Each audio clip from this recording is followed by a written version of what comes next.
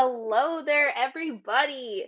So, as I start to peel this potato, let me walk you through just what I had in mind for this recipe.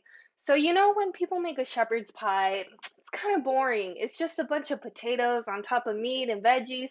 Well, what if we had a cute little sheep on top? Just try to change it up a little bit. But my only problem is I'm no artist, as you can clearly tell from this. But you know what? Let's have fun anyways. First, we're going to take three russet potatoes, washed and peeled. Next, we're going to cube them. And honestly, it doesn't even matter how perfect or how good of a job you do or not, because these are just going to be boiled, so stress free. And then we took two bags of 12-ounce frozen cauliflower from Walmart, only $1, amazing deal, highly recommend. We're going to cut that open and we are going to get a pot, fill it up with some water, and chuck in our three diced potatoes, just like so. Gonna add our bags of cauliflower as well. Then we're gonna take our pot, put it on the stove, and let it do its thing for a bit. While that's going, we're gonna get our three cloves of garlic. If you want to add more, be my guest. Garlic is delicious, but I'm just gonna go with three. Squishing it with a knife so it's easy to peel. And I'm just going to give it a rough mince just so that it's small enough for my liking. Moving right along to the onion, I chose to cut it in half was my first move. Then remove the outer skin because that is not so tasty. I do not recommend. Then went for a little bit of a dice, and just as a heads up, my camera was not in a great place, so it fell. Yeah, like that. But you just pick the camera up and you keep going, you try. And yeah, my eyes were watering, so I lit a candle. And don't you think it just creates a nice ambiance as well?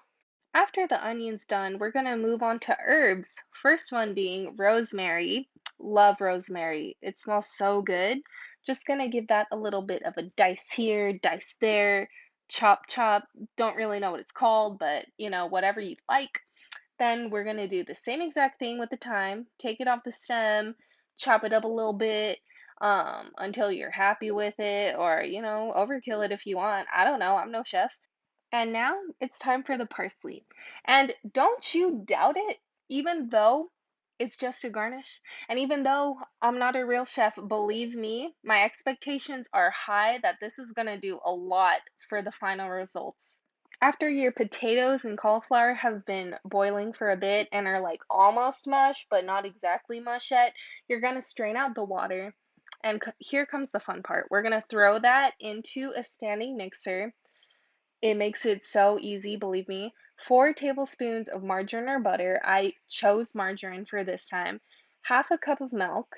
And you're just gonna put that paddle on the standing mixer and let it do its thing. Like, girl, sit back, relax, do whatever you want, walk away for a bit. But by the time you come back and check, it should be all good. No big chunks or anything like that. Look, beautiful. Exactly what we need.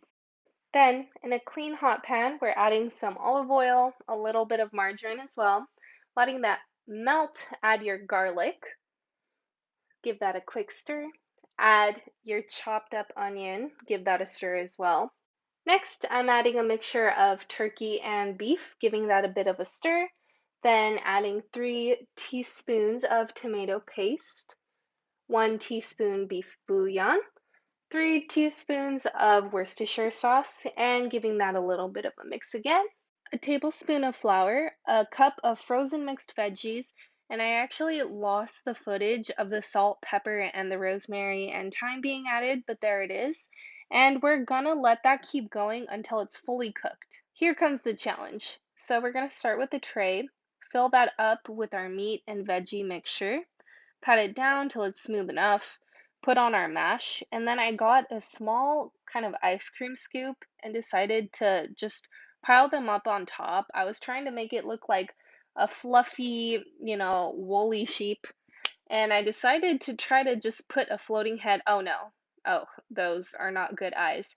But the half olives do kind of work, I must say. One of the peas is a nose, and I'm just gonna outline the face with olive slivers so you can distinguish it between the rest of the like wool, and little olive feet.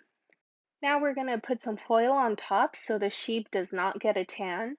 About 25 minutes later, and yep, that's the disappointment keeps growing, but whatever. The parsley, do you see that? That just took that from like a point 0.5 to like a 2.5. And this, ooh, never mind her. She was our first attempt and she was really not cute, but the parsley still does a little something. Now we're gonna scoop it out, take a closer look, and take a first bite. Here's some faux lazy Susan action. And honestly, I'm not gonna lie, this was actually really good. So if you want to follow this recipe, please do, because I think the kitchen should be a place of fun and creativity as well.